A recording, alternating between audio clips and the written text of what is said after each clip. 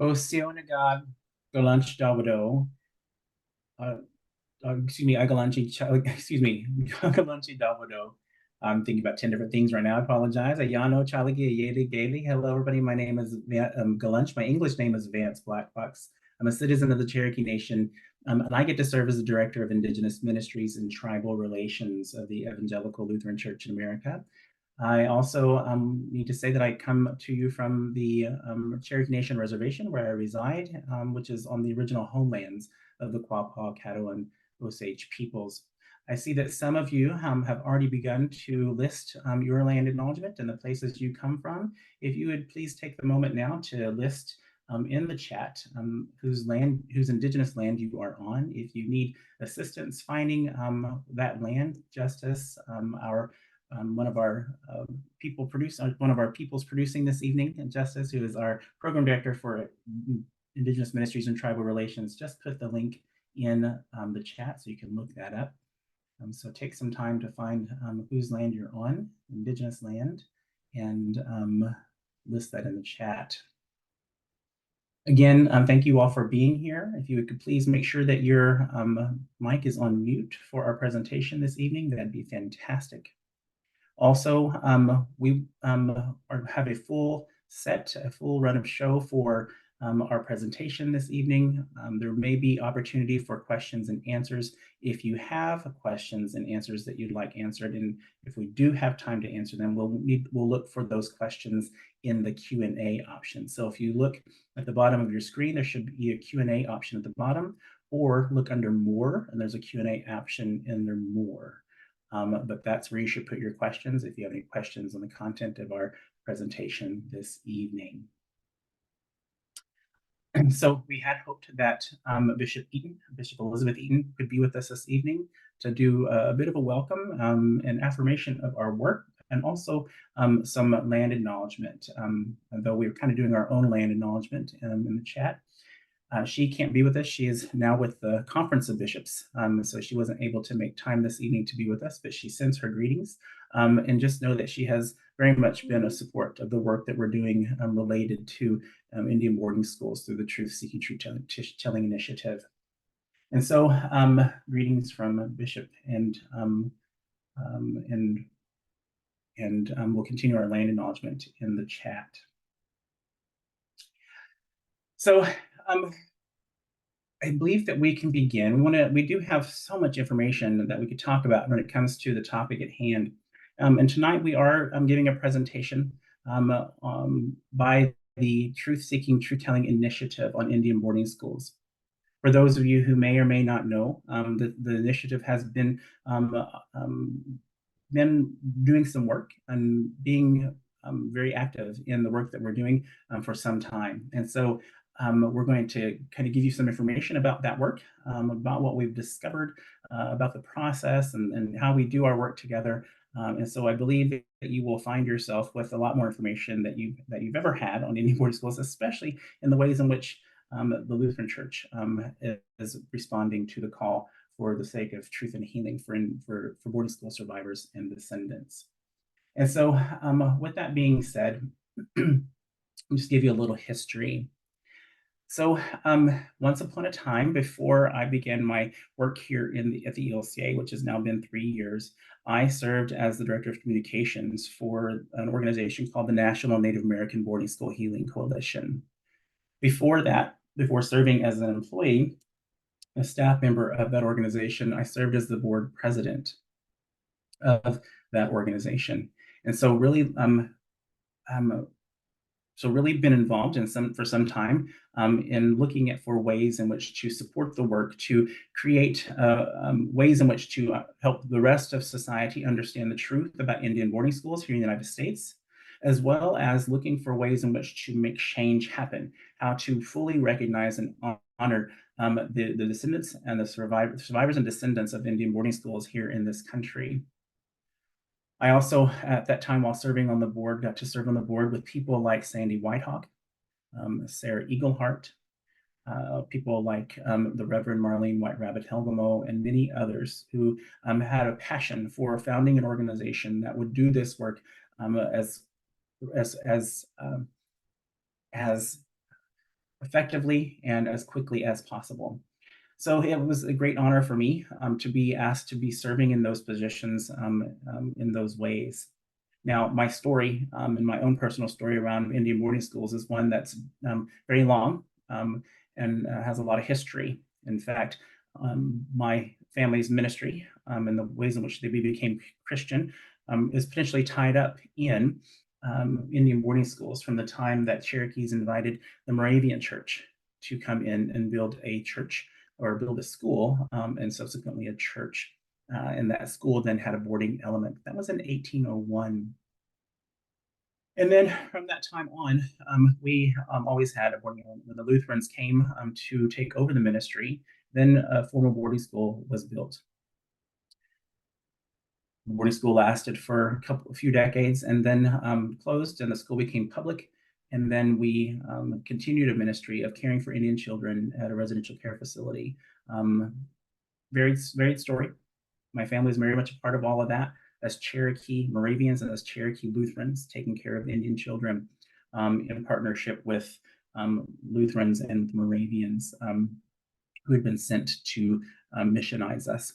Well, in addition to that, many of my family were people who were sent to boarding school, but not the boarding school in their own community, like my grandmothers who lived in the town where we grew up and close to the ministry, whose families worked at the ministry of caring for children in that place, were sent to schools further away, sent to schools outside of the community, along with many of my aunties and uncles. And so boarding school and taking care of survivors and descendants is something that I'm passionate about and something that I was certainly ready to do as soon as I was invited to be a part of the Boarding School Healing Coalition work, but then also to continue into the work at the ELCA.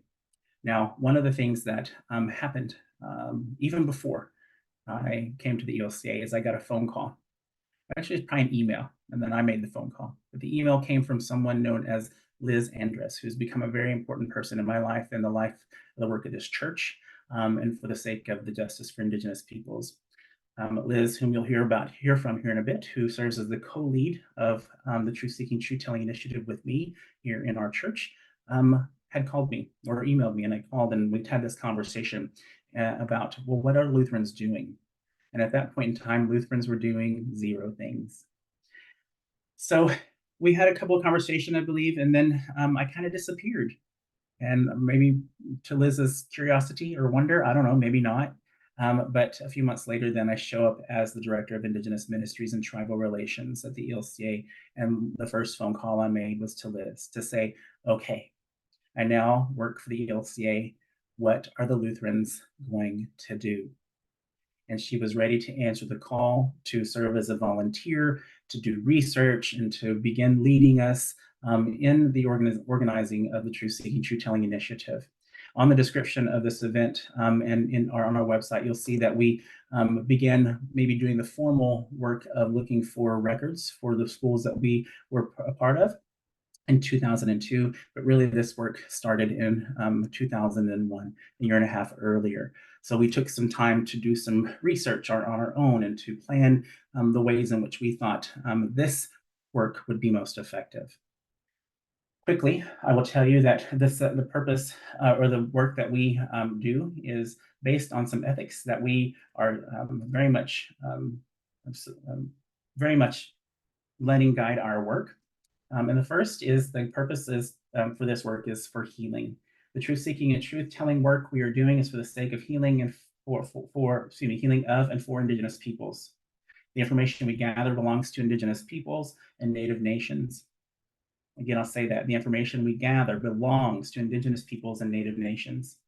The second ethic is truth telling. Truth telling is important to the healing of white identified people in our church and society. We seek and tell the truth about complicity in Indian boarding schools in order to counter false narratives and historical omission. We admit and challenge the erasure of Indigenous peoples. The third ethic is truth telling is our responsibility. Not just the responsibility of people who have been engaged in the truth seeking, truth telling initiative so far, but the responsibility of the entire church. Number 4, all the work we do as participants in this initiative is representative of the ELCA. We represent what we're doing accordingly. We follow the ethics for this work. We confer with the co-leads of the initiative with all and any questions about how to proceed as they arise. And then lastly, all information we gather must be handled with extreme care.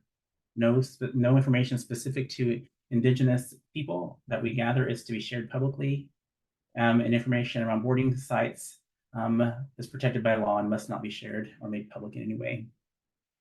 So the work that we're doing is work that we take very seriously. That is guides that we have the ethics that guide our work. And we have an incredible set of folks who serve as leaders and people who are supporting those leaders to do the work that we need to do to begin telling the truth about our involvement as Lutherans in Indian boarding schools in this country. So the purpose of this session is to inform people across the ELCA about the ELCA's Truth Seeking, Truth Telling initiative on Indian boarding schools, what it is, what we're doing, how we're doing it, and what we found to date. And of course, how to join, which we'll talk about later. And to recognize and to hear from key leaders in the initiative.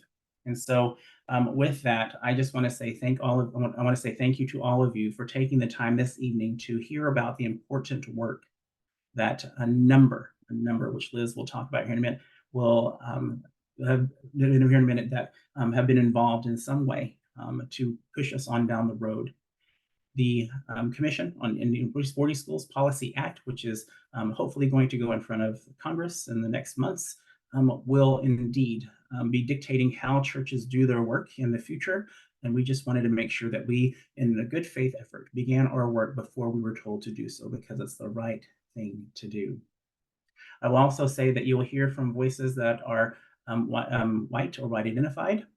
It was important for me and for other Native people to help the church understand that that white people and the white culture created this challenge and this problem by supporting Indian boarding schools and supporting the erasure of Indigenous peoples. So it was important for white people to do the work. So we're calling all of you who identify as white people with European heritage as Lutherans, to consider being a part of the important work that we're doing to help healing happen for Indigenous peoples and, quite frankly, for the church.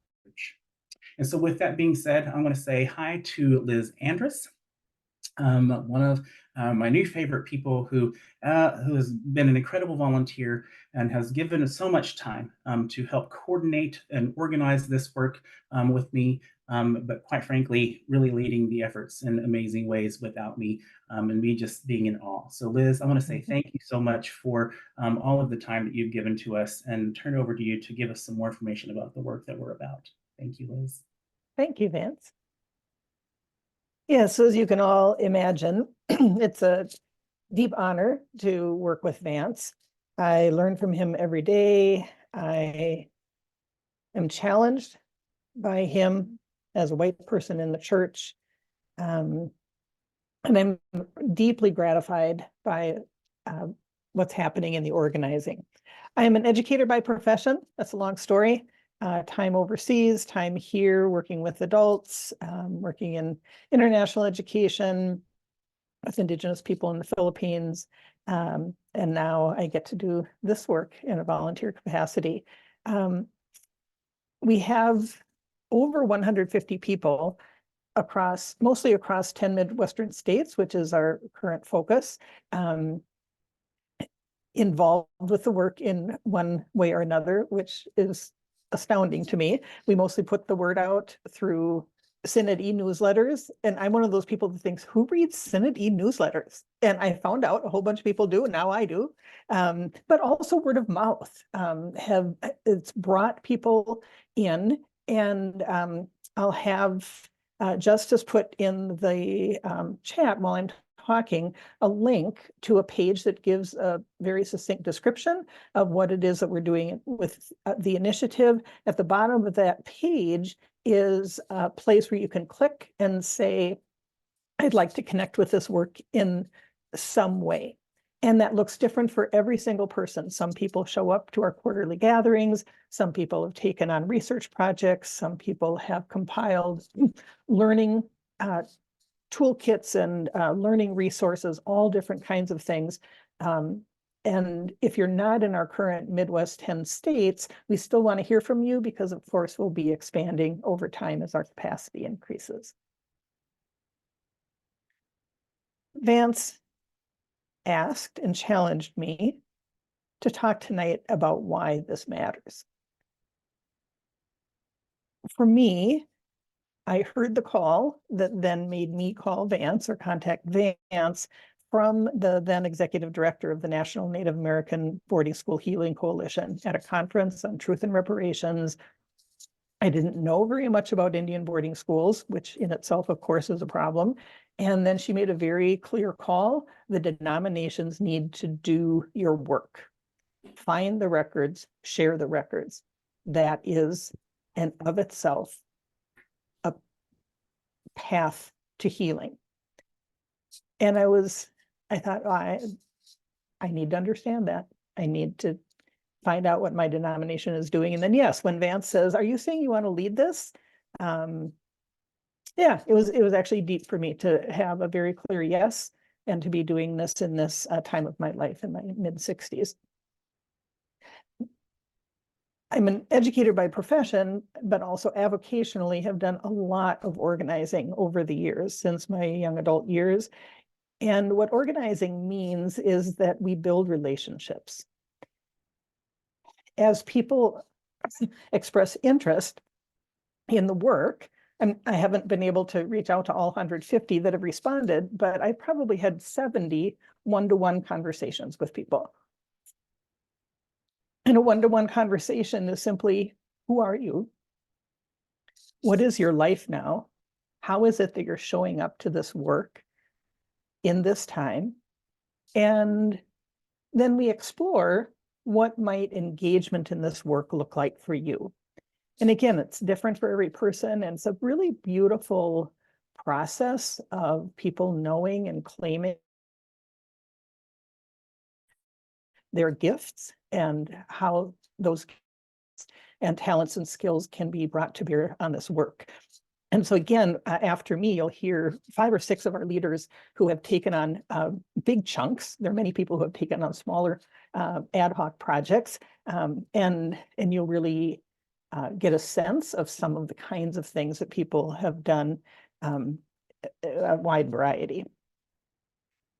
Also, as I've learned, as I've read, I've listened to survivor voices and asked this question, why does it matter? I've chosen to imagine, as a grandparent, my grandchildren being taken away. I've asked my congregation to imagine sitting in the pews and all of the children are gone. If they come back, we're alienated. And there's just so much pain and loss and grief just in the imagining. I can feel it in my body as the grandparent, imagining the parent, imagining the child, and then starting to get a sense of this intergenerational trauma that carries through to today. It matters, right? It matters that we investigate the big picture of what Indian boarding schools were, what the through threads are of the white supremacy that was really the motivation for Christianizing and civilizing people, that is very alive and well in me and in our institutions. And in that, transformation can happen, right? Jesus says the truth can set you free. And I'm so curious about what that means in this work. And so that's part of what we're doing. We're seeking the truth. We're practicing telling the truth, not just programmatically, but just conversationally. We had a whole session in one of our quarterly gatherings where we put people together. We said, how are you talking with people about this? Not in a forum, not in a program, but just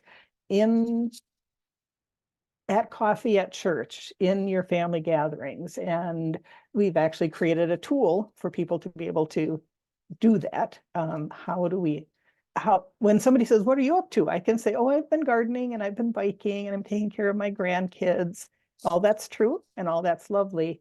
I can also say I am co-leading my denomination's national work on Indian boarding schools, learning a lot and coming to terms with our complicity with a 150-year history of Indian boarding schools with religious institutions integrally involved in all of that.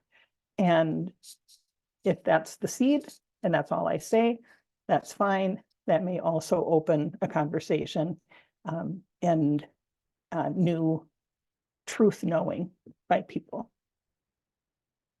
So the goal that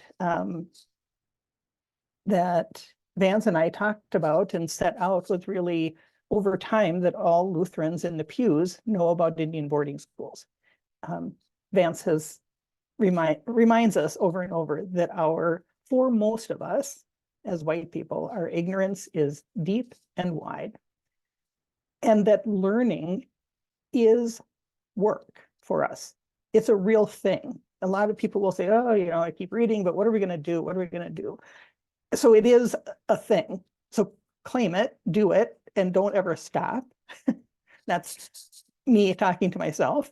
And that's one of the things we do in the initiative, besides quarterly gatherings, which are organizing the work and organizing the people and building relationships in small group conversations. We also gather quarterly separately to do study together, read a book and come discuss, watch a documentary, view a film, read a report, and then to have the support and the opportunity to talk through those things together and learn together really is powerful and keeps me on that path. I think that's mainly what I wanted to say today. I guess the one other thing, I know I've heard from quite a few people who have engaged in the initiative now, similar to our church, where we've worked on land acknowledgement over the past couple of years, and then now our team at our church is called Beyond Land Acknowledgement, because we understand that land acknowledgement is a starting point and not an ending point.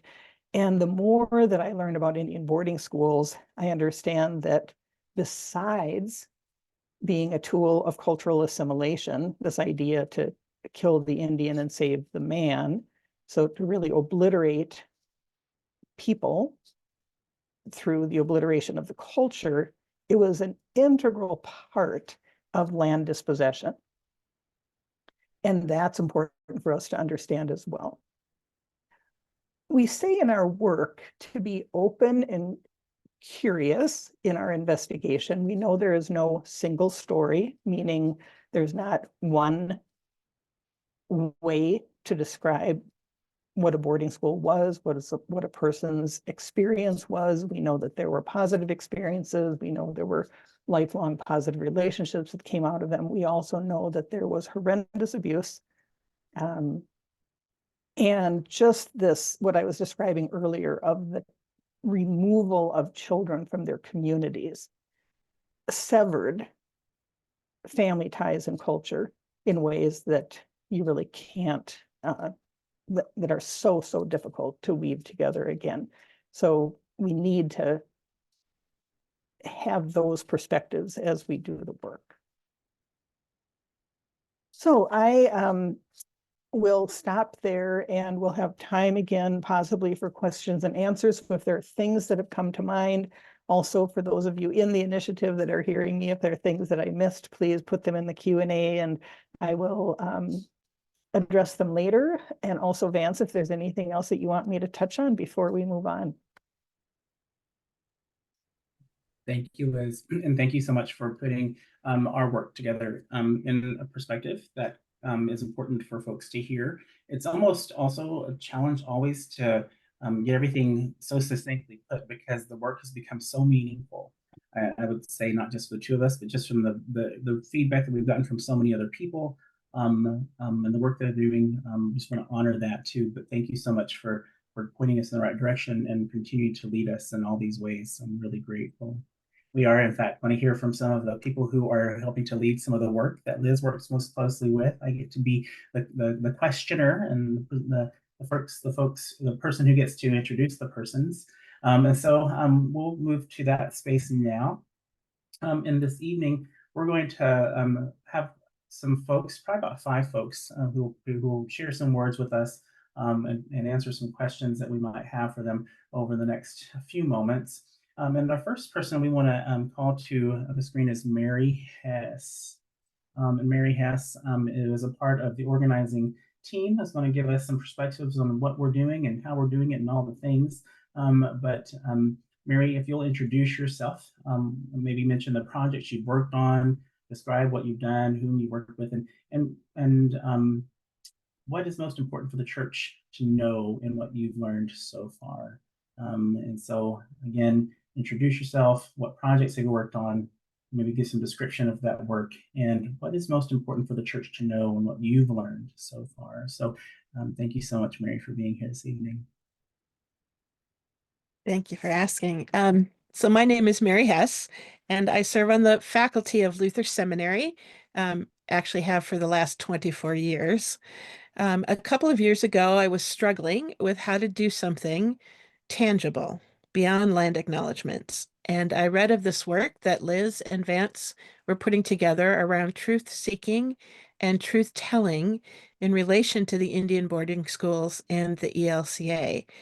And their key commitment that truth seeking and truth telling, this work we are doing, is for the sake of healing of and for Indigenous people, deeply appealed to me for a lot of the reasons that actually Liz has already voiced. Since then, I've been part of the organizing team, which is a group of us that Liz and Vance have called together to help to organize and support reflecting on our efforts to seek truth and then tell truth about the history of Indian boarding schools and the roles of our Lutheran communities, both past and current.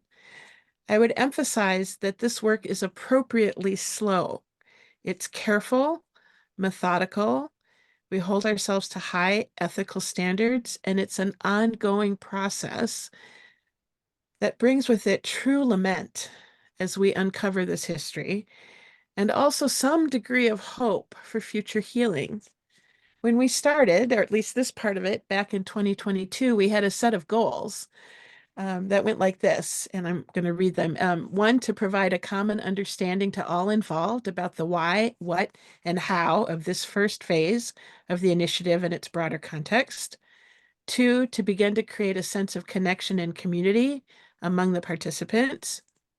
3, to motivate participants to do the truth-seeking work.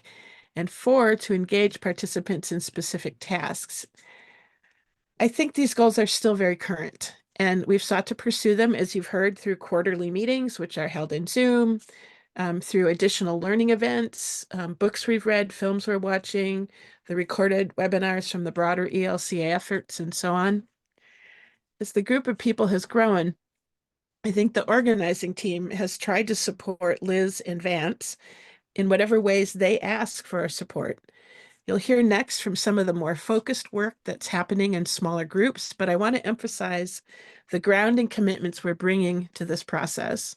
First, and most importantly, as you have already heard, we are doing this work in response to calls from Native American leaders to find records of our involvement as the Lutheran Church in Indian boarding schools, so that we can share that information with impacted Native American individuals, families, communities, and tribal nations.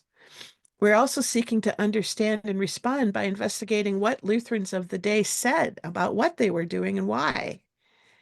It's essential to keep in front of us our core commitment that all information we gather must be handled with extreme care. No information, and this is something Vance said already, no information specific to Indigenous peoples that we gather is to be shared publicly at this time. Of course, information on burial sites is protected by law and must not be shared or made public in any way. It's regulated under the Native American Graves Protection and Repatriation Act. This information is understandably very sensitive, and under no circumstances should it be shared publicly. And I think some of what I've come to feel about all of this is just the depth and the pain that lives in these records. With this commitment and these goals, it's been a gift to have Liz bringing to this work her compassionate and intuitive ability to meet with people in one-on-ones and to help discern where a given person's gifts might best be employed. And of course, Vance's profound leadership on this particular set of issues is essential in shaping and guiding this initiative, as are his deep relationships with the ELCA's broader Truth and Healing movement and the National Native American Boarding Schools Healing Coalition. I think finally what I want to say is that throughout all of this, we are seeking always to listen for the Creator and to bring our full selves to this journey. Did I answer all the things you wanted me to, Vance, or is there still something you want? I think so. But I would ask the question, maybe what is the most important for the church to know and what you've learned so far? Right. So it's probably worth noting that I'm a professor of religious education. And so when you think about what the Indian boarding schools had to do with religious education, there's a deep thing in my field, right, that I'm learning about what it means to listen so very carefully, to listen so slowly and with openness to the people most at the heart of all of this anguish. And I think that sometimes it has been easy for white middle folks that look like me, right? This is what white supremacy does. It makes me think I know more than people who are in the middle of it. And I think that what the church needs to understand is that we have folk who can help us if we listen to them, if we create spaces to hear, and that hearing stretches through time, right? It's not just current. That's what the records are part of. And I think listening means we're also listening. We find Jesus in the midst of this pain. And I think that can't be said enough, right? Like for me, this work brings faith and theology alive. Thank you very much. And I would agree with all those things. And thank you for that very succinct, this very succinct moment, putting all of our work together and highlighting the things that we're about. So thank you, Mary, for that. We'll come back to you maybe for another question here at the end, if that's okay. Thank you so much. All right, our next guest this evening is someone whom we have been very dependent on for a variety of ways, but for very important reasons and obvious reasons. I want to ask for Paul Daniels to step forward. Paul was very, of course, as Paul, an archivist who worked with Luther Seminary and Region 3 archives, was very much involved in caring for the Bethany Indian Mission archives. I don't want to steal that story from him. I think I need to hear it again from him. We are very blessed that he had foresightfulness in ways that we need for him to have, even though we didn't know we needed him to have it until recently. So, Paul, if you'll introduce yourself and share with us the work that you do with the others and why this work is important to the church, or should be. I will be happy to. Thank you, Vance. Yeah, my name is Paul Daniels. I work half-time as the archivist for the 9 ELCA synods of Minnesota, North Dakota, and South Dakota, and half-time as the archivist and art curator at Luther Seminary, where both or all 3 of these collections are housed in St. Paul, Minnesota. I've been at this work kind of a staggering amount of time, 40 years. Have loved what I've been about, even with very difficult material like this. In fact, it comes at an interesting time. Just before we started, was talking with Vance and Liz about how long we'd been at it, and it confirmed that it was about 2 years ago that this effort began. Personally, it feels like a very important capstone to my professional career, working with this collection, that this material see the light of day. We had housed the Bethany Indian Mission historical records. I'll say a little bit more about where they are now and what the intended care and use for them is going forward. In my work with them prior to this initiative, though, it was sort of from a safe scholarly distance. We had various folks in to use the records, coming at them with a variety of approaches. I think some important scholarship was done, and I'm grateful for that. But the sort of the real pain, the real awfulness, if that's a word, of what was done in the name of the church, in the name of Christ, really didn't surface. This initiative brings this material out truly into the light of day. And the eventual digitizing piece, which I'll talk about brief in a little while, will do even more of that for use going forward. So the timeline, let me say a few things. We knew, of course, that we had this material in our Region 3 collection. We had inherited it, in essence, because we are also the archive of the Norwegian American predecessor church bodies to the current ELCA. And without getting into the ELCA alphabet soup of predecessor denominations, which would take all night, I'll just say that the thread of the Norwegian American Lutheran effort picked up this material from Wittenberg, Wisconsin, and it came with the other organizational materials. I knew it was a large collection. I knew that it was one that would require organization, and especially organization for the eventual transfer to the archives, the main archives in Chicago, as well as digitizing. So I was blessed with to be working with three really terrific volunteers: Karen Hansen, Caleb Rollins, and Annie Cuthart. And the four of us plotted and planned of how we were going to approach this material, with the same, of course, the guiding understanding that complete confidentiality, great care, understanding that this material, in working with it, because it's so difficult, would and did for all of us in different ways, sort of take a personal toll, and to own those feelings, but to also put it in perspective that we're looking at it from the outside or from alongside it. We still did not experience what those people experienced, those families, those children, those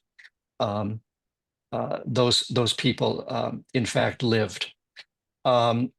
So we did organize the material to the best of our ability, really prepping it for eventual transfer once conversations had begun. Our capacities with the Region 3 collection at Luther Seminary really were limited by what I felt we could do fully around digitizing. I didn't feel like we could in fact do the very best job, and I knew my colleagues in Chicago, who'd had more experience with this than I, would handle that.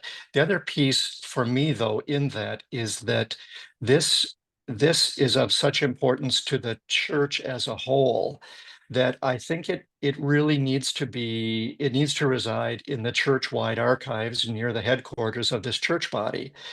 For one thing, it represents the predecessor institutional and organizational buy-in to the prevailing ideas about what was okay, and not only okay, but preferable in terms of taking children out of their homes, forcing them to be indoctrinated in the white way. It implicates the whole church, not just the church in some regional capacity or some sort of ethnic fixed way that might lodge just in the upper Midwest, but in fact, to be in Chicago, where our organization's headquarters is. The other piece of it is legal counsel, retained legal counsel of the ELCA is there. And my sense is that will be needed going forward. So that's how this material ended up in Chicago 1 year ago now, 1 year ago this month. Thanks in no small part to Liz Andrus and her husband for carting it down there. It arrived in beautiful shape, and the digitizing process is beginning. Let me just say a couple of quick things about what the collection looks like. It's as broad as it comes in terms of physical material. It's paper, it's photographs, excuse me, it's reports, it's Christmas cards, it's Indian basketry. So there are some three-dimensional objects in the collection as well. It's really the full range. Although what went to Chicago, we really did narrow it to be defined as a true archival collection that is supporting material for this still resides at Luther Seminary. It still resides in collections all over the church body, namely periodicals and serials that describe the work of the mission. So that it's the other piece of it, which presents challenges when it's digitized. It will not move quickly because one doesn't form feed onion skin paper. There's no standardized approach really to pretty much any of it. It's all individual handwork.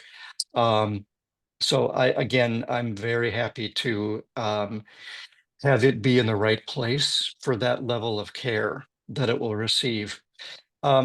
Vance, Kathy Lundeen was going to present a bit too, and she's unable to be here, as you know. I talked with Liz about just sharing her thoughts as well. So maybe I'll just go right into that. Yeah, that's fine. Okay, Kathy Lundeen is my colleague, our colleague at the Churchwide Archives in Chicago, and she's heading up the digitizing process. She had a illness call her away, and otherwise would have been here tonight to present this herself. But I'll simply read what she had provided Liz and me. The ELCA archives' first work with the records was to sort the material and place records into additional flat boxes and document cases, depending on the record size, so that we could plan for the collection's long-term storage in our archive storage area here in Chicago. We did some additional processing and arrangement and description on the records to incorporate the collection into existing larger collections of the ELCA predecessor church body, the Evangelical Lutheran Church, which had been at the time of Bethany, it was known as the Norwegian Lutheran Church in America. This was the Lutheran church body coordinating and managing the mission. Currently, volunteers from the ELCA Truth Seeking and Truth Telling Initiative on Indian boarding schools are working to digitize the record collection. This work of creating a digital collection for the Bethany Indian Mission records will occur in several phases, and currently volunteers are working on scanning and creating of digital images of each record in the collection. So they are, I think it's fair to say, still in that initial digitizing phase. It's going to be a lengthy process. There are thousands of pages of material in all formats. But that's where the material is now. In terms of the importance to the church, I can't, it's hard for me, granted I'm biased. Yes, it's really it's been my life's work to work in an archive, but this material makes us tell the truth. It exists in total and intact, I should say. One of the things that has come to me as a huge relief, part of it is that I've been there 40 years and know the material.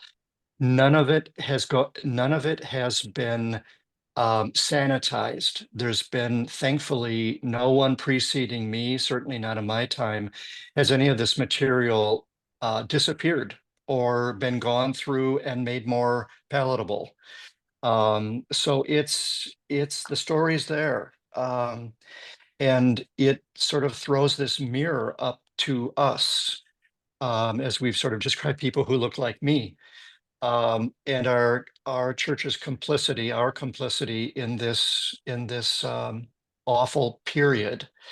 Sort of this, it's it's amorphous. It's not being able to land firmly on fact.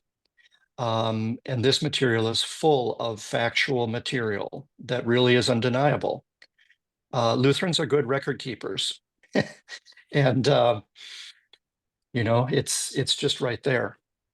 So I sort of anticipated your question, Vance. Hope that's okay. That's very fine. No problem. I appreciate you doing that. And, not just doing that, but again, Paul and his team have done a fantastic job of caring for those records, not just the way in which they cataloged everything and to get it ready to be in Chicago with Kathy and our archives in Chicago, but also the importance of the work taking care of it all these years previous. So thank you, Paul, for that incredible dedication and foresightfulness. As I've said, I'm really, really, really grateful. And I know many others will be too in the future. Thank you. Appreciate that. Thank you. All right. So let's see here.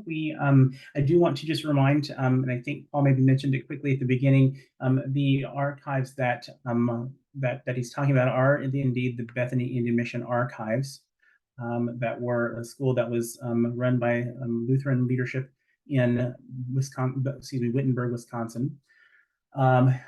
A lot of things I could say about that, and certainly there are people in the room even that could talk more and more about the history of that place. We're going to hold off on that for this presentation, but important to just make sure we note here that the Bethany Indian Mission is the one school that that has been listed as a school that was federally funded and also run by Lutherans.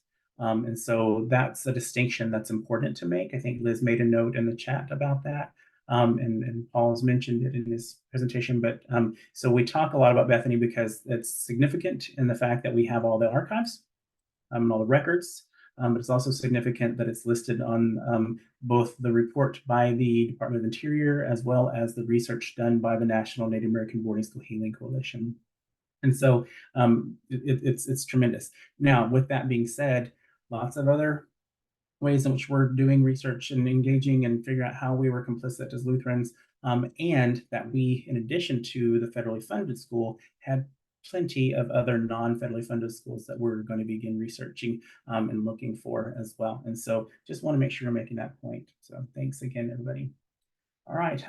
Also, another dedicated volunteer who's been around with us for the long haul here is Jean Stillwell. So we have Jean Stillwell step forward. And Jean did incredible work doing some research on Bethany Indian Mission and any other things that she might be able to find. But Jean, if you'll just introduce yourself, share with us the work that you've been doing and maybe why this is important or should be important to the church. Welcome. You're muted there. Thank you. Tough to get old. My career was in teaching and mostly mathematics, but what I've learned in my retirement is that one of the things I really love is history, and archives and research has been a great love for me. I've done a lot of family research and so on. So and I go to church with Liz, and so she said, "Hey, we got a project. You want to, are you interested?" And I said, "Sure." I didn't realize it was quite as big as it was. But I got into it and I couldn't get out because it was so interesting. So as was stated, this is the Norwegian Synod of the Lutheran Church was the one that had this larger school that we're aware of at Bethany. I have looked at this part 2, by the way, of the federal report, and there are some other possible places to look for schools. There may be not federally funded, I'm not sure, but I'd be interested to know, to find out a little bit more about more Lutheran involvement. And in fact, what I'm going to do here is I'm going to try, again, try to share my screen. Oh, you don't have that enabled, so that's okay. I would love to share some images if that's possible. Yes, no, yes. Yeah, I you're not the host, so made you a co-host. Maybe. Okay, hang on just a minute. One more button. I can get to it there. So my task was, how did that happen? Was to look at what were Lutherans saying. And if you're thinking about the early 1900s, how did people communicate? They communicated through writing. The Lutheran Church at this point was putting out 2 publications meant for parishioners, and they were the Lutheran Herald and a Norwegian language version, and I can't pronounce that well, Lutheraneran. And they arrived at parishioners' homes once a week if you paid your subscription, which was like $1 a year or something. Those weekly issues were like 16 to 48 pages per week. They were really cranking out the text. And that the length depended on the finances of the synod at that point in time and how much they were able to put into it. But looking through these pages really helped me begin to feel and see what Lutherans were saying at that time. What I had to do, Luther Seminary keeps coming back here. Last fall, last winter, I spent a day a week at Luther Seminary down in the stacks of the library. These bound volumes are on open stacks. You just pull them out, and what I had to do is literally turn the pages. There's no digitization. There's no indexing. Very little indexing. Just turn the pages, turn the pages, turn the pages, and see what I could find. The focus of much of what was talked about was the idea of saving souls. I wish I could get this away. Excuse me. That was why they were there. It started in the late 1800s with a couple of missionaries going out and finding some Indian people living in the woods around Wittenberg, which is just east of Wausau, if you know central Wisconsin at all, and figuring out that if they really wanted to change the hearts and minds of Indian people and Christianize them, that children were a good way to go about it. Because Native adults obviously were really deeply immersed in and committed to their culture. So therefore, boarding schools, because if you get the kids away, you have a much better chance of succeeding in the religious teaching. Again, we can from 2024 say, what a horrible, horrible thing to do. Why did people not understand? I don't know. I don't have an answer to that. But one thread that comes through is that this was the heart of their Christianity, was saving souls. And they really felt this was the most important thing they could be doing. Take it or leave it. I don't know. So, to accomplish all this, obviously, you have to take away all signs, beliefs, and habits of native culture. And at arriving at Bethany, that's what happened. You can see this comes from the Norwegian. Immediately upon arrival, they lost the clothing. Their clothing was taken away. Their hair was cut. They were made to feel like what they had come from was definitely lesser than. And that their home beliefs were going to lead to eternal damnation, and that Christianity was the only route to salvation.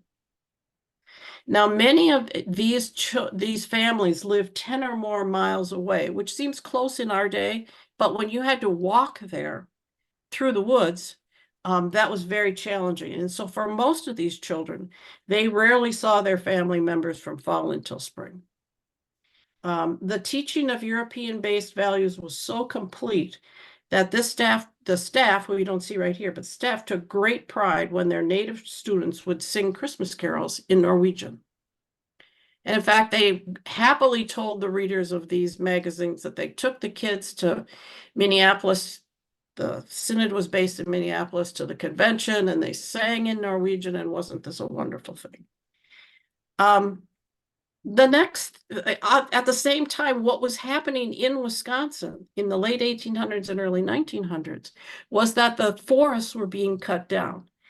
Now, obviously, if you were you depended on the forest for your livelihood. Look at that setting. Many of these tribes had been told to migrate to reservations far away. The families that had Bethany students, either, and I don't know which because there's no record of this, but either they went to a reservation and decided to come back, or they didn't go at all. And they just stayed in the woods and basically said, this is our place. We're going to stay here. But as the forest, you know, Paul Bunyan was out there cutting down those forests. With fewer forests and with less game, and the familiar vegetation became scarce, they were in trouble. The U.S. government solution was to grant every family 40 acres, this allotment program, so that each family was supposed to be able to till and become self-supporting. Now, it wasn't very successful. For one thing, Native people never lived that way. They always lived communally. They had supported each other, and the idea of having families kind of looking out just for their family didn't fit. Plus, they had never farmed like that and didn't have that kind of know-how. And thirdly, the land that was allotted to them was definitely land that homesteaders had passed over. So one of the main staff person who was in this school for many, many, many years, called them the swamp 40s. So what your family was getting really wasn't anything that was going to work well for farming anyway. And so as the time went on, so we're talking about 1900, 1910, 1920, by that time, families were struggling economically. So whereas in the 1890s and the early 1900s, missionaries had to go out and kind of coerce families to let them take their children, things changed. Families started coming to the mission because they literally worried they couldn't feed their children during the winter. And so the writing home to the synod from Bethany School was, please send more resources. Please send more resources. We have children that we have to turn away, and we feel terrible about this. And then the children would go home over the summer. When they came back in the fall, the missionaries would write about the fact that the children looked malnourished. Some of the children from some families were just like they hadn't eaten much over the summer at all. And they also noticed older Native people who were suffering. And eventually the mission built some housing for some of the older Native people. So these church newsletters not only give us pictures, but they tell stories. And within those stories are bits of information about individual people. And speaking, I mean, if you want to look really, really closely, I'm going to go back because I don't want people reading names. But there are names in here. There are names of children. There are names of adults. There are names of families. There are baptisms, confirmations. There are names of students who went on to fight in the First World War. There are letters from some former students who have come back, who were overseas in the war or come back in various ways. So in these pages, there are a very rich a set of information, more so, I think, even than what you're going to get from the school, because the school is going to have a lot of this kid came and this is how he did and whatever. But this tells a little more of their personality. And some of the pictures, not this one, but some of the pictures are even captioned with children or families' names. So I think this is a really rich source. I took notes as we went through. I'm saying but I got some help from a couple of other people that I should lift up. But we kept a database and we took photos of the articles. So we are able to go back without having to turn all those pages again and find the places where Indian children, Indian families are mentioned, and have that. I would love to see that in some kind of usable form when it's decided what's an appropriate way to do that, because there's some richness here. And that is all I have. Thank you so much, Jean. I'm just always so impressed when I think about the work that you and your team did to go through all of these newsletters and magazines that were produced at that time. I'm just really, really grateful for that work. And I too agree that, we need to decide at some point the ways in which this can be helpful and useful information to telling a fuller story. So thank you so much for all your work. I'm really grateful. One last thing on the side. The newsletters also talked about missions to the Native children in Alaska. Mhm. They didn't have a formal boarding school, but there's a lot of information about Alaskan families and Alaskan named children up there also. They started an orphanage because they were particularly hit by the 1918 flu. And the adults died and the children did not. And so missionaries started caring for those children. So I actually looked through the both sets of newsletters from 1918. Luther Seminary doesn't have very many ones pre-1918. And then they went all the way to 1955 when the mission closed. Even though the boarding school closed earlier, the mission stayed. The pastor went around the state and visited families and so on. So you get a little different take on what was going on.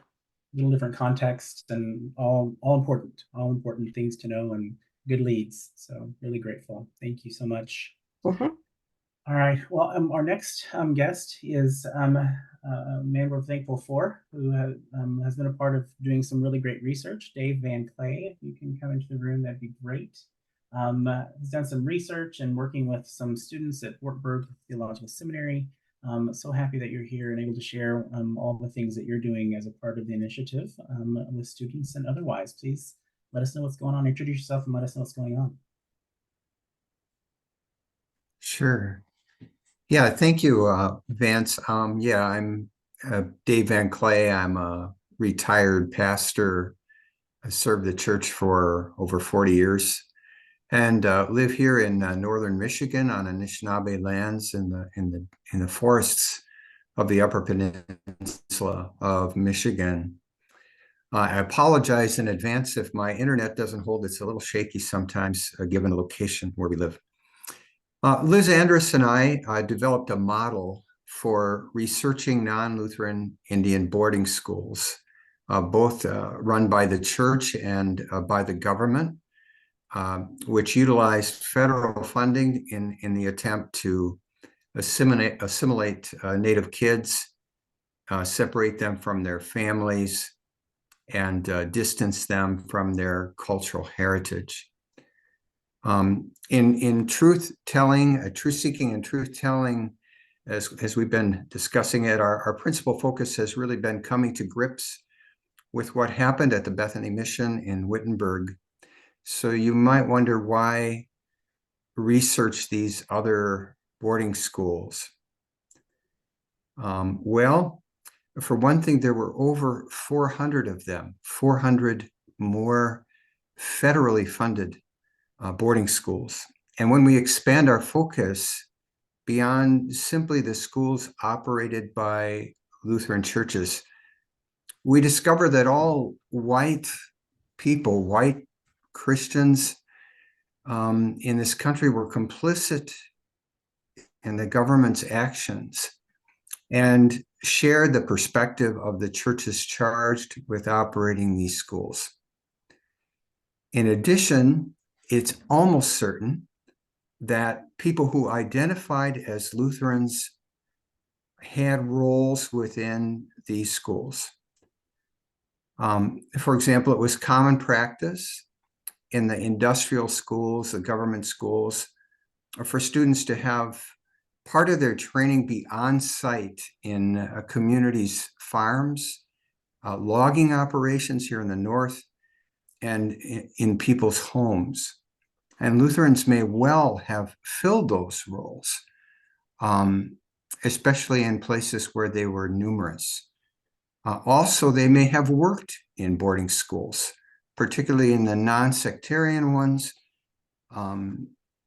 Given the amount of time that's elapsed and the fact that this just isn't the kind of stuff that shows up in church records and church archives, it's hard to ascertain Lutheran involvement, but we are bound to, conscience bound to try. And I think that especially if we can find people, perhaps even Native people who are members of our congregations in locations near where these boarding schools occurred, we can perhaps access the memories of their families and friends and unearth some of that information. Anyway, we offered a guide, an outline to follow for people interested in researching these schools and producing kind of a preliminary report, beginning, of course, in Minnesota, Wisconsin, Michigan, and Iowa, and more recently in other states across the country. And we've also been able to do some research even in states like California and Montana, where the initiative has not yet taken a wider, been more widely involved. We provided coaching, and we are continuing to provide coaching for those willing to take up this challenge, so that they have a companion along the way, someone to give them feedback and direction. As Vance mentioned, we've provided training for students at Wartburg Theological Seminary who chose to share in this research in partnership with Dr. Craig Nesson in his American Genocide class. The students can choose to do a preliminary report for the initiative as part of their class requirements.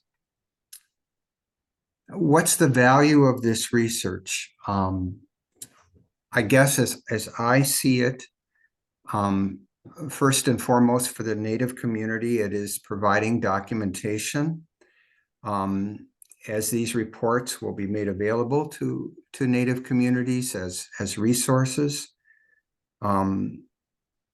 It is my hope that it provides a baseline. Each of these reports provides a baseline for more substantive and further research, either by non-Native people or Native people. And certainly that it would express our desire as Lutherans to stand in support of the healing of these of Native communities. And then I think for the student or researcher, it is becoming acquainted with the boarding school era story on a micro level, often in communities or among people known to the researcher, and coming to then a deeper understanding, a more comprehensive and visceral understanding of the traumatic impact of these schools on our Indigenous neighbors. If you grew up in, say, Bemidji, Minnesota, and you do a report on one of the many schools within a radius of about 100 miles of that community, that has an impact on you. And then I think for all of us, it just becomes part of our growing awareness of the story of the impact of boarding schools on the Native community, and in our repentance as a church. I guess that's pretty much it. Is there anything else you want me to say, Vance? I think that's good. Thank you so much. And thank you for doing all the work you do with students, and for all those who will be coming to you to do training. I'm really grateful for that, and look forward to seeing how we empower other folks to be a part of our process and initiative in ways that will be very key moving forward. So thank you so much for helping to put together that model. I'm really grateful. You bet. Very good. And so our next guest, if you will, is someone who has done an incredible job of putting together some resources for us, and that would be Emily Meyer. So if we have Emily, welcome Emily to the room. And Pastor, thank you so much for being here and for also doing the incredible work that you did. I got a chance to preview or review the initial drafts of the work alongside Liz and others, and just impressed with all the incredible good work that you did on the Truth Seeking, Truth Telling Initiative Toolkit, Learning Toolkit. And so love for you to share more about what that toolkit is about, and how it came to be, and before certainly introduce yourself. I appreciate that. Sure, thank you. Hi, my name is Emily Meyer. I'm an ordained pastor in the ELCA, and I've served in a variety of settings over the past 25 years. I currently serve as the executive director of a place called the Ministry Lab. It is an ecumenically supported resource curating, creating, and consulting organization located in Minneapolis, St. Paul. But I serve the entire state for United Church of Christ congregations and Presbyterian congregations and a couple Lutheran congregations. ELCA congregations. I got involved in this work because I am the descendant of a long and broad line of Norwegian Lutheran clergy people, including bishops and seminary and college presidents and professors and rural pastors. And it seemed impossible that some of my predecessors had not been actively engaged in supporting a boarding school. And I wanted to learn the truth about my family history. I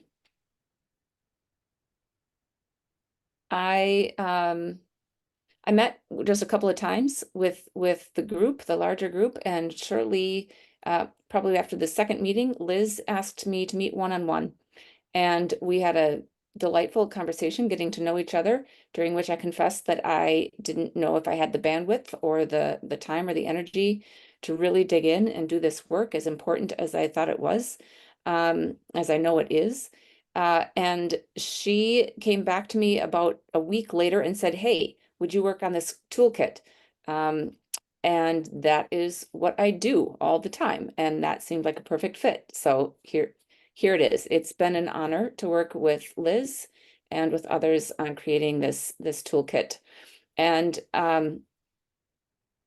it would not be possible without all the incredible work that Vance has already done. Much of the toolkit includes his videos and interviews and conversations with many different people and resources that Vance already created. I feel like we just put them together in hopefully an accessible way.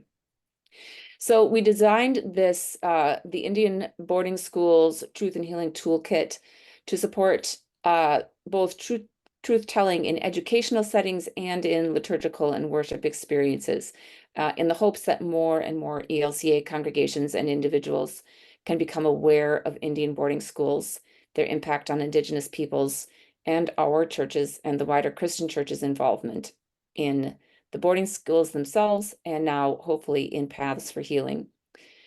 We built it aware that our congregations are on a very wide spectrum of experience in doing this work. So some congregations are just beginning, others have been working diligently for years, and our intent in this toolkit is to support congregations along that entire spectrum.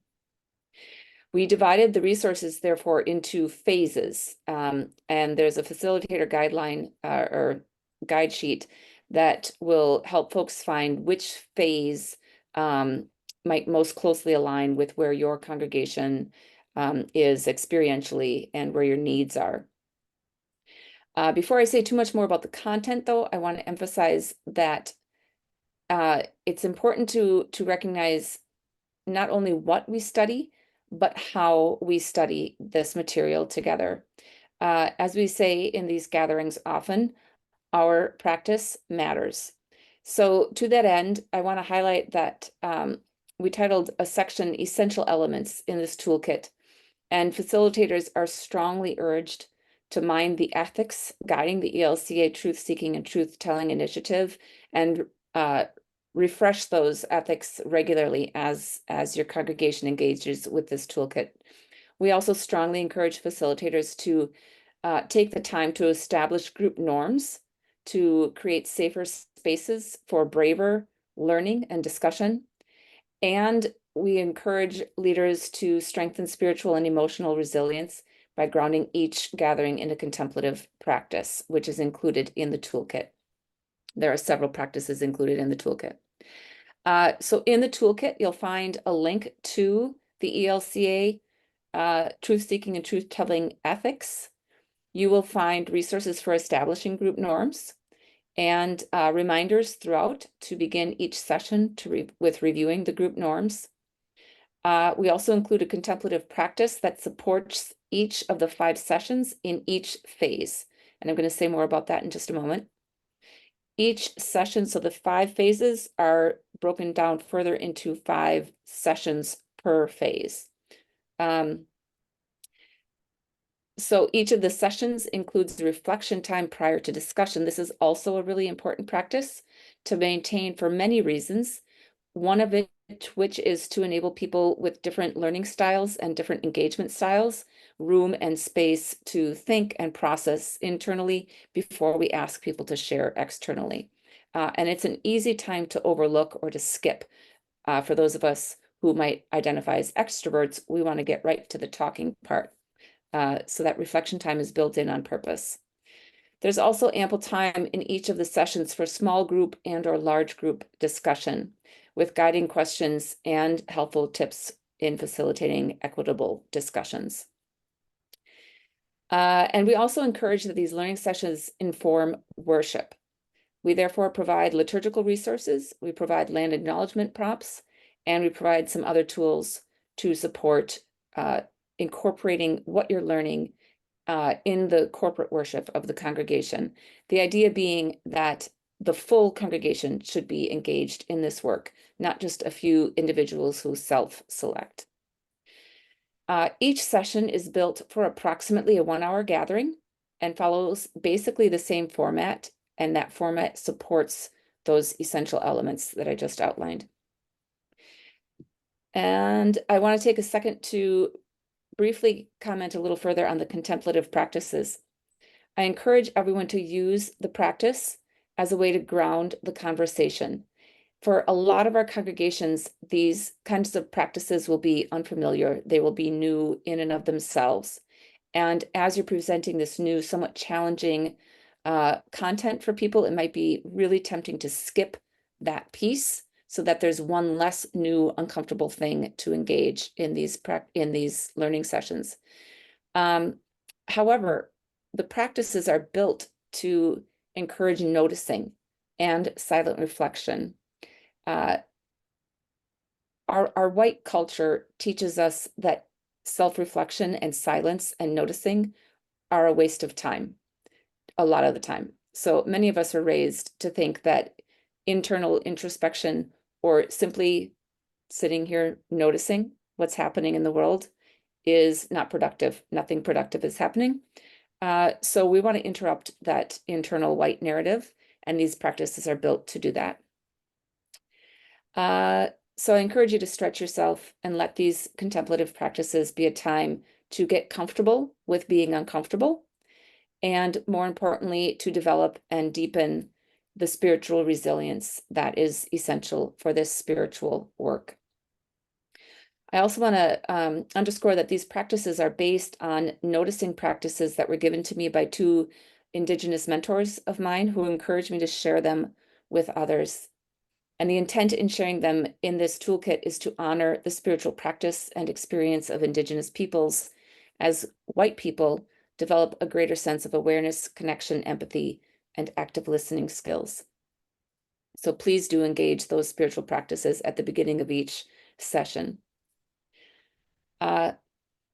More on what's included in each session. Each phase includes a 5-session series of readings, videos, and discussions that are paced in a progression to move from more introductory material to some more challenging material. So we encourage you to take a look at all of the phases before you begin to discern where your congregation might jump in. It's not necessary to start at phase 1 and work your way through all 25 sessions. But please do consider doing a full series over a period of time using all 5 sessions as they build from more introductory material to more challenging material.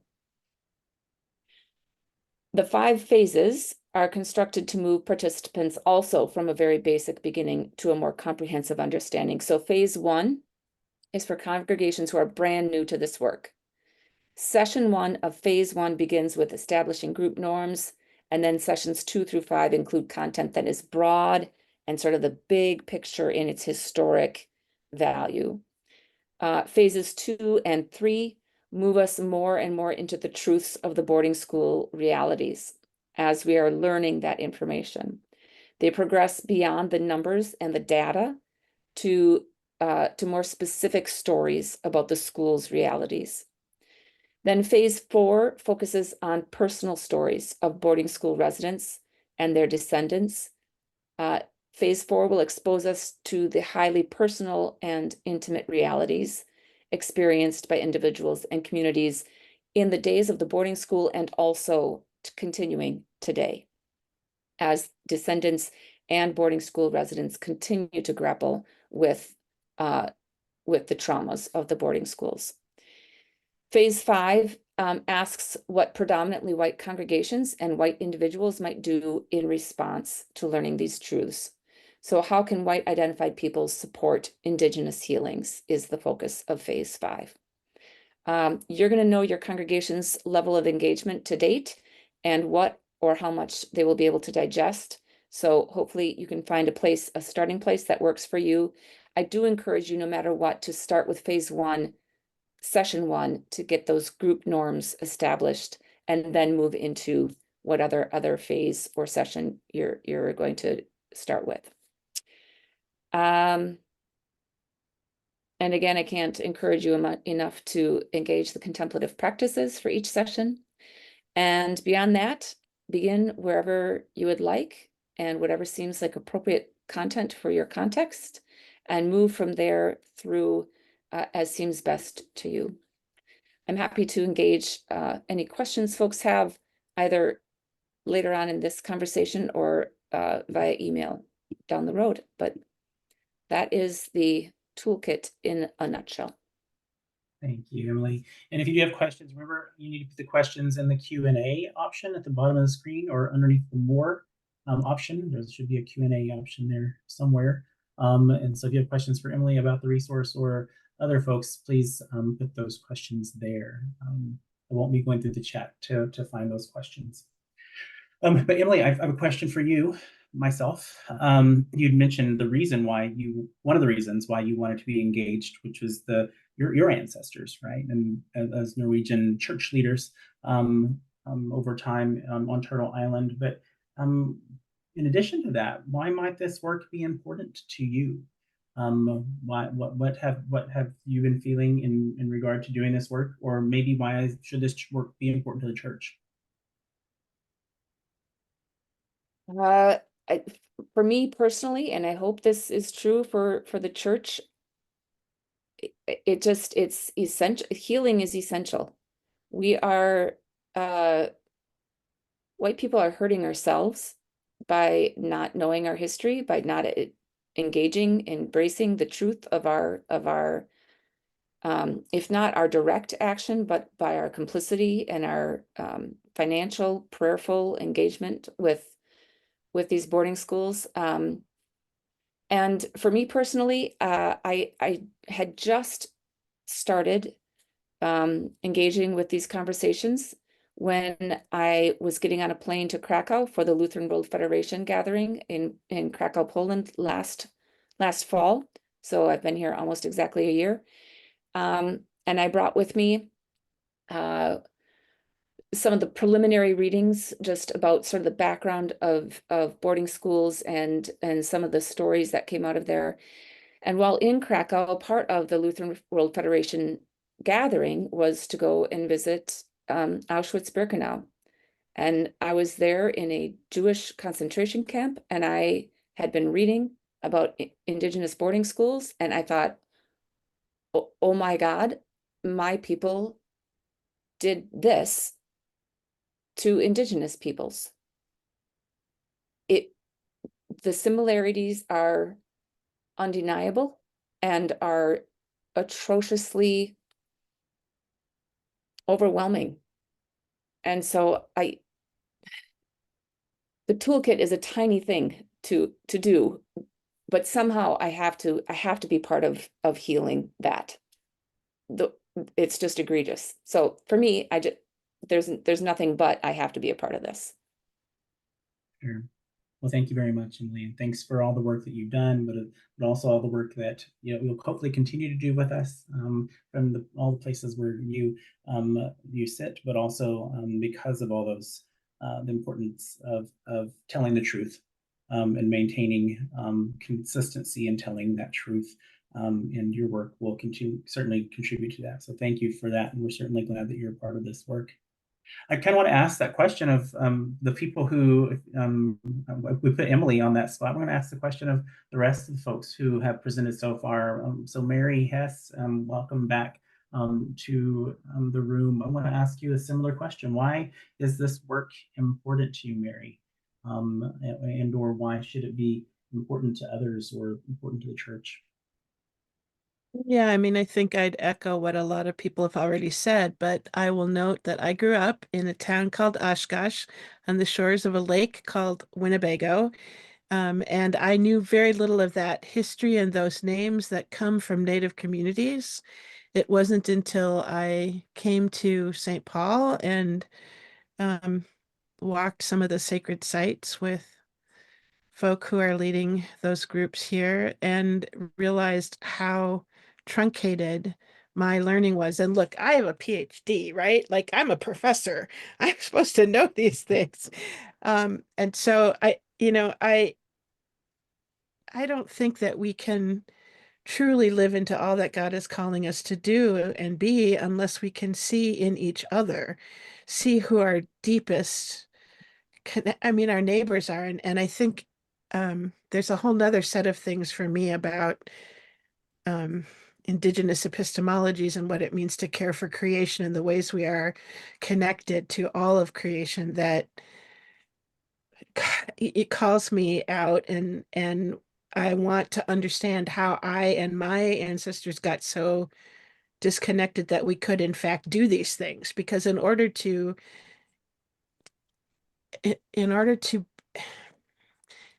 be engaged in the activities that well-meaning people were engaged in these boarding schools, you have to believe that the children you're with are somehow less than, right?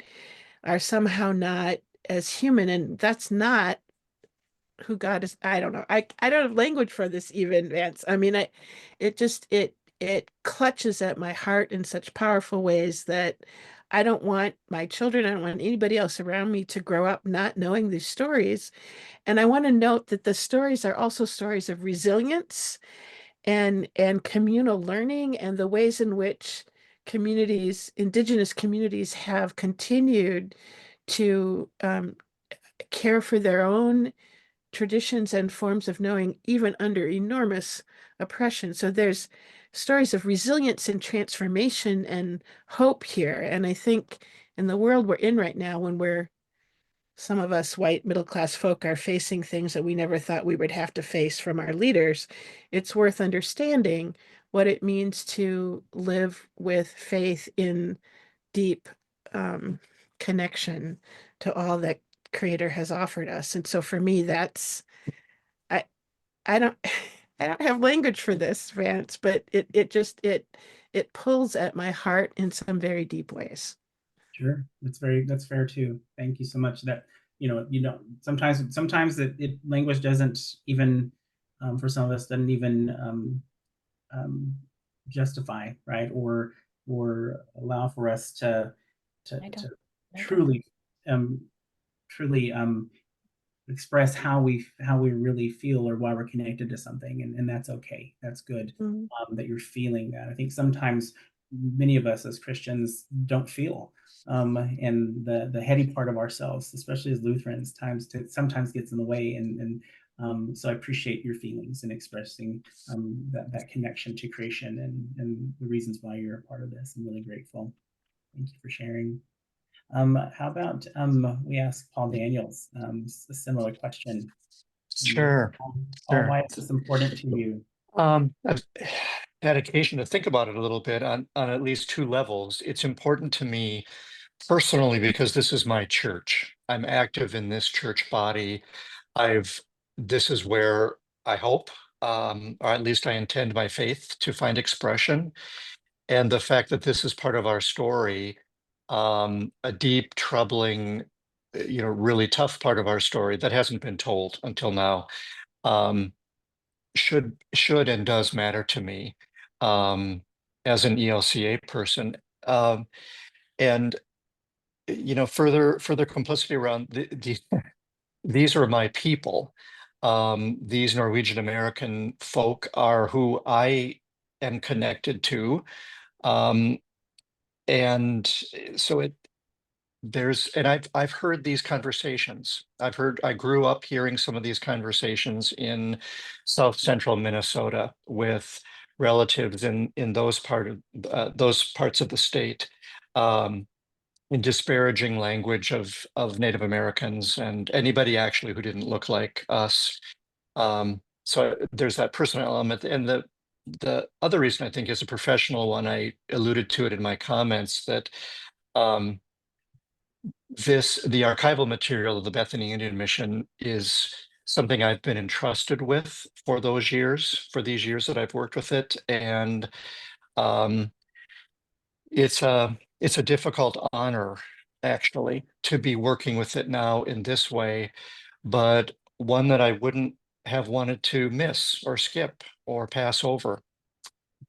Because professionally, this is probably, well, I'd say no, beyond probably, without a doubt, the most important work that I've done professionally with any collection in terms of its repercussions. So I think those two areas. Very good. Thank you so much. Also, man, to be looking through all this stuff, like I've not gotten to see the archives, right? And yet you've sat with them for all these years, and have let them be both. It sounds like, at least I don't want to put words in your mouth, but maybe an inspiration, maybe even a sign of hope that something can happen that will bring justice, because they were there for so long. They had to, and you took such good care of them for so long. Something had to be going on, right? I think so. They were not about to stay silent. I'm struck by the fact that it's definitely the work of the Spirit, that this is finding its voice now. So thank you very much. Maybe let's hear from Jean Stillwell again. Jean, why is this work important to you? Why sit with your team for so many hours and doing translating even? I'm a nerd and I'm interested, but I think all the things that were said. But interestingly, tonight I went through the chat, and whether he's still here or not, I'm not sure, because I tried to answer this person individually and his name didn't come up.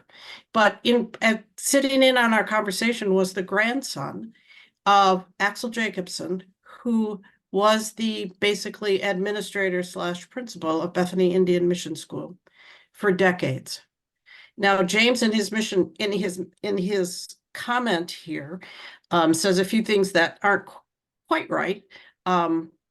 The school went until 1933, James, if you're still here. And Axel, your grandfather, stayed all that time. It did not close because of World War I. It closed because of the Depression, and the Synod just said they couldn't fund it anymore. But then they sent a pastor to just help people. And I think Axel stayed through some of that time, although I think that was a very difficult time for him because he was very invested in the school. And what James says is, I am saddened by my grandfather's legacy in the destruction of Native American culture. And I would say, yes, but we're all very complicated people. And Axel wrote many of the articles that I read in those journals. And he was definitely of you need to be saved kind of Christian, and this is the best thing we can do for you.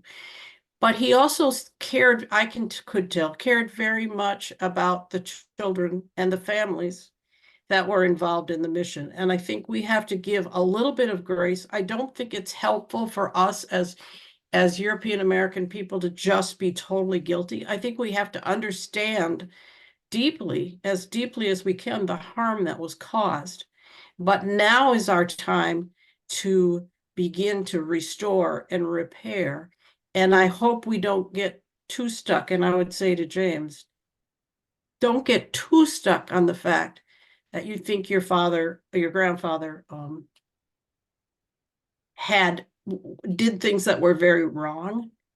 He did them out of what he had learned and the circumstances that he was in. And I think we can't be too horribly judgmental.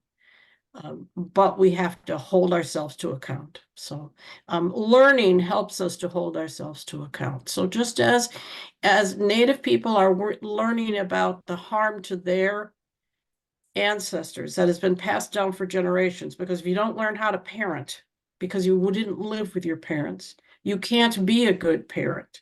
The same thing is true for the white people who were involved. If you're involved in a dehumanizing situation, you either speak up against it and change it, or you become somewhat dehumanized at the same time. And that gets passed down to our generations of white families. So we all are in need of healing. It's not just help Native people heal, it's help all of us heal. Thank you. Dave Van Clay, we could have Dave in the room. Dave, why is this work important to you? Why should the church care?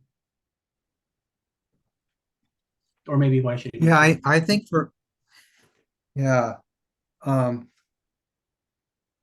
I think a couple things for me personally, as a pastor, you think that your task is to, in part to proclaim the gospel, to proclaim Jesus to a broken and hurting world. And there's this, the fact that the gospel should be good news to people when it's proclaimed and shared.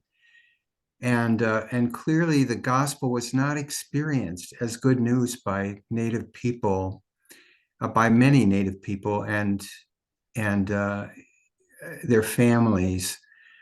I do think Jean is right, though, too, that it's a complicated story. I've had pushback from some friends of mine who said, some kids were fed, they didn't have anything to eat. They received food, they received, education in a world that was changing really, really fast, and they were able to find some kind of employment, all of those kinds of things. But that does not begin to address the trauma, the generational trauma, the loss of identity, and all the things that came along with that. So for me, it's been in part, how can the Christ whom I believe in and is the center of my life be understood and shared in a way that's different, that's new, with my Indigenous neighbors, and it begins with being honest and acknowledging the damage done and sharing what we know, and renewing relationships, I guess. And for me too, I've lived in places where I lived in close proximity to reservations and had a lot of relationships with Indigenous people. And moving here, that's not the case. The reservations are some distance away. And I felt like, okay, there's really no Native people here.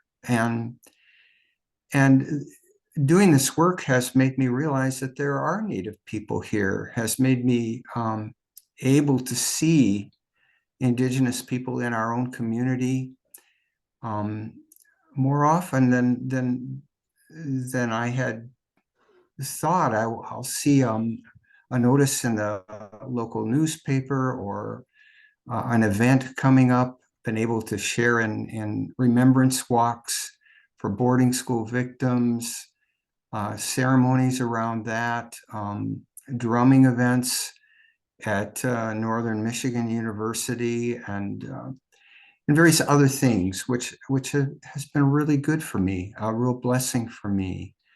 And I think that just is in part because I became involved in this project, and it just made me see again something that I didn't see before. Sure. Thank you very much. I appreciate that so much. Yeah, so this, thank you, Dave, for those thoughts and for sharing, and thank you all for sharing. I think I'm going to take a moment just to share about why it's important to me. I mentioned at the beginning of our time together the fact that my family was a part of a boarding school from 1801, arguably come from the oldest continuous Protestant Christian family because of a boarding school, because of a mission. And some could argue that, oh, well, look where you are now. But I think that we oftentimes forget that, I think that Vance thinks about, well, where could I have been? That the church became a salvation for me as a teenager not because of the altruism of the church, but because I needed an escape from everything that the church and the US federal government created for me and my family.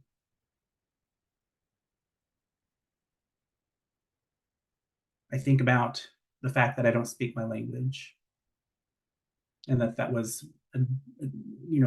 a strategy of the US federal government and, quite frankly, churches and leaders in churches that thought they were saving us. Well, that doesn't make it okay.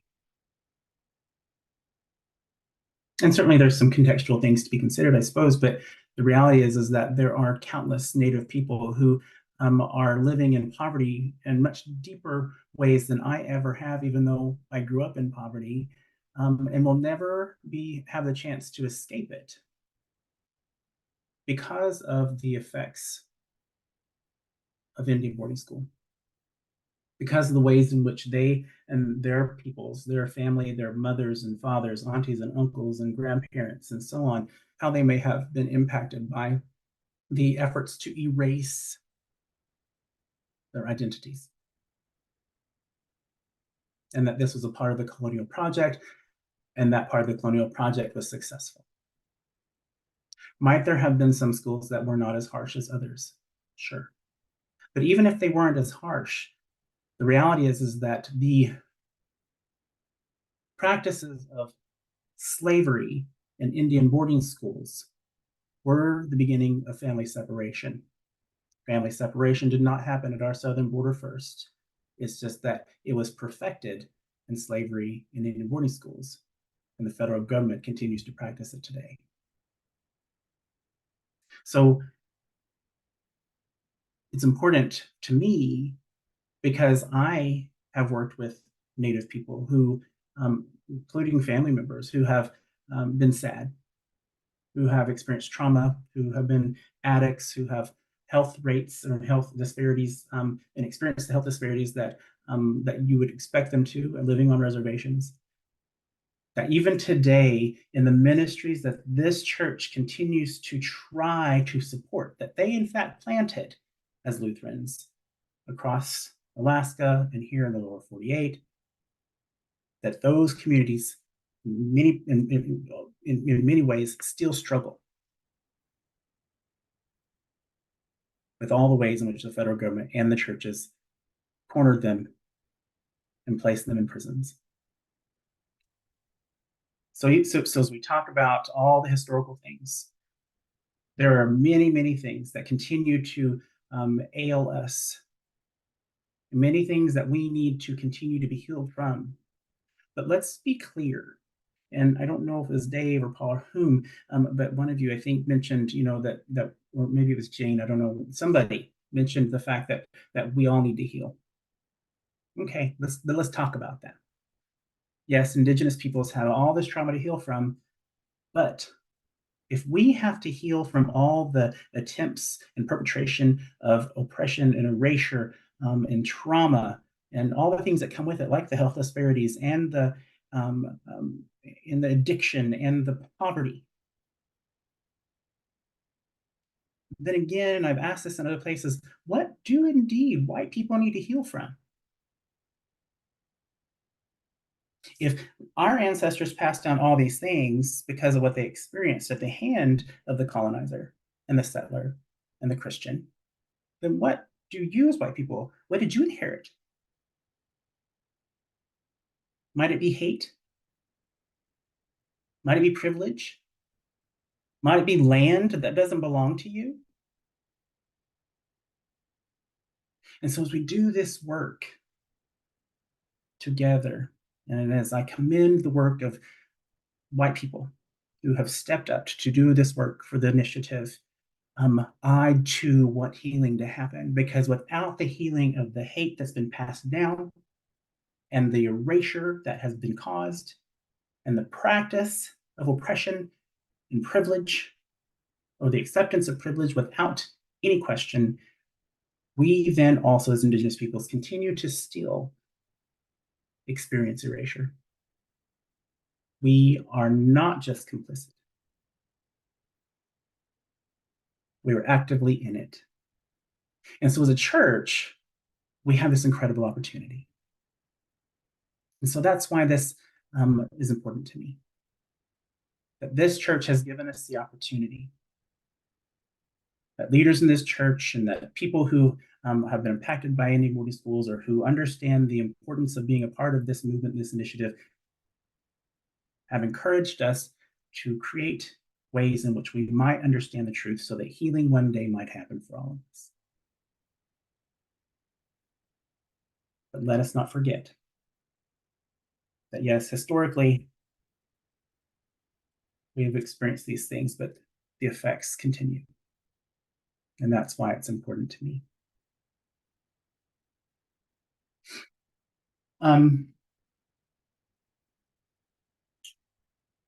I told myself that I would not cry tonight. I probably will make it through this presentation, hopefully not crying, because I'm easy to do that. But just know that after every time I present or have a presentation, it is very exhausting. It's exhausting just to hear that we have to do this work. I'm grateful for it. I'm grateful I get to be a part of it. Grateful that I get to partner with Liz and with all the leaders who are part of this work, but it is exhausting. And so I call upon those of you who are in the room who have either been engaged a little bit or who have not been engaged yet. Please find a way in which to be a part of this work, whether it be with this initiative or with the National Native American Boarding School Healing Coalition. We have, we'll put that link in the chat, boardingschoolhealing.org. There's also legislation that you can support called the Truth and Healing Commission on Indians Boarding School Policy Act in the United States. Go support that legislation.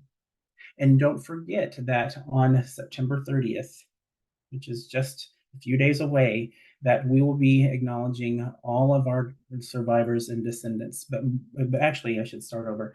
It is the National Day of Remembrance for Indian boarding schools. And we will be acknowledging all of the Native children, all our babies who did not return from boarding school.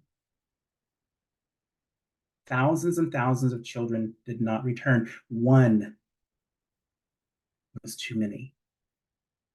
And so in addition to those babies, we also want to remember that we have survivors and descendants of those survivors whose lives have been deeply impacted by Indian boarding schools. And so we wear orange. My camera's off. Mine looks a little salmon tonight, right? But wear your orange. It doesn't matter. Your orange shirt. It's also called Orange Shirt Day. Wear your orange and be a part of standing in solidarity. Once you wear that orange, if you have social media, post a selfie in your orange shirt and put it on your social media. Hashtag Truth and Healing, hashtag Boarding School Healing, and hashtag all the things. But be a part of this movement to bring awareness to the rest of the world. Those are ways in which you can be a part. I'm going to stop for just a moment and see if Liz, my co-lead, if she has any final thoughts before we move to close this evening. I have one question to answer, but if you have any thoughts before I answer that question. I feel like it's really important to leave your words in the room. Thank you.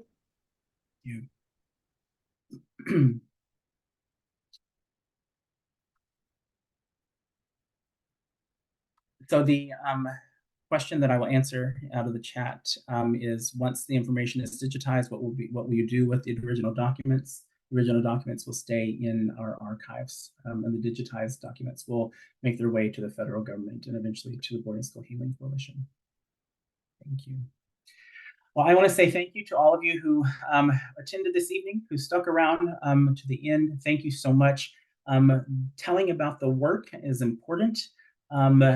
And there's also important moments to learn about the history and also the ways that we were impacted today. So in the future, there'll be other presentations in relation to this work, but also just in relation to Indian boarding schools. So be on the lookout. Make sure you're going to elca.org/truth-and-healing to see what other activities you can be a part of. We have a reading circle that we're engaged in that will also be connected to the Vine Deloria Junior Theological Symposium around the book Custer Died for Your Sins. Please check that out. Check out the webpage, elca.org/Indian boarding schools, and that will be a place where you can sign up to be involved in the work that we're doing in the initiative. Again, I'm so very thankful, so very thankful for your time this evening, and I want to turn over the floor to my brother, Pastor Manuel Ratamosa, for some closing words and a prayer as we depart. A quick introduction. I'm Pastor Manuel Ratamosa. I'm a pastor here in San Diego at St. Andrew's Lutheran. Also serve as a vice president of our American Indian Alaska Association of the ELCA, and co-chair of our repudiation of the Doctrine of Discovery Task Force. And I do want to share one thing that I noticed in sharing tonight. A word that I did not hear was genocide. And I don't know if that's because it's so relevant to our current times in the world, but that's what this was. That's what the boarding schools were part of. And so I will close us in prayer now. Let us pray.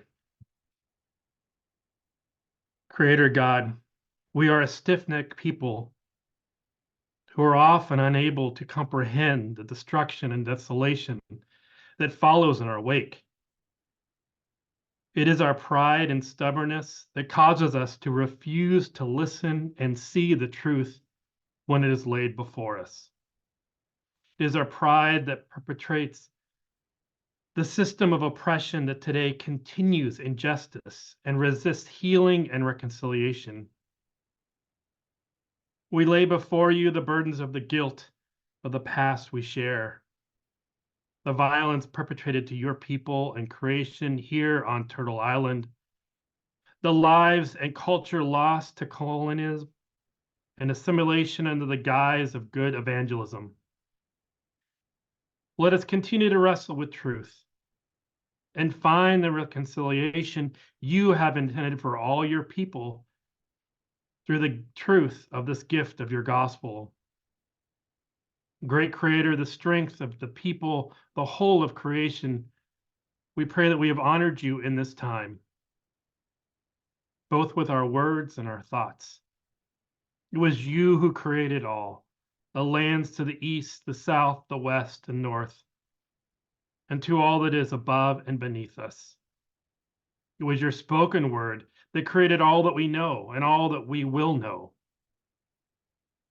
Let us live in the ways and in the word you entrusted to us within the great circle of life.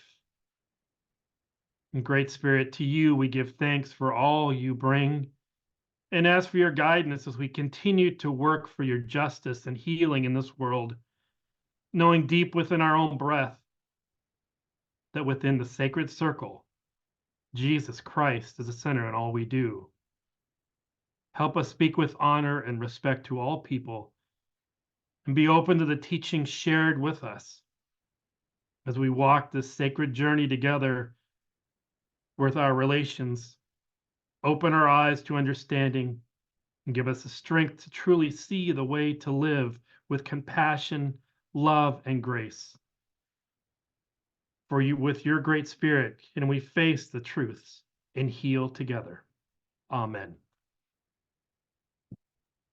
Thank you, Pastor. Thank you to our panelists. Let's give them a round of applause or some hearts in the chat. We're thank you so much for your time this evening.